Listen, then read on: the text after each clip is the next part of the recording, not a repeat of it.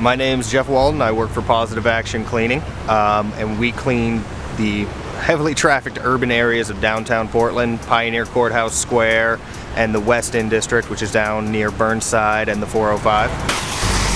Yeah, we hit everything on the sidewalk, so we get your dirt, your grime, gum stuck to the ground, cigarette butts, everything worn in the cracks of sidewalks, oil, grease. There's a lot of restaurants, a lot of cars, all that stuff moving through. With all the food carts in Portland, that all just spills down and runs off, and you know, you really got to blast that stuff off the sidewalk. We also use the water jet mainly for sidewalks and long areas. There's nothing better if you want to just clean a large area quickly. Our company chose the PGHW pressure washer because of its mobility. We move it all around downtown Portland.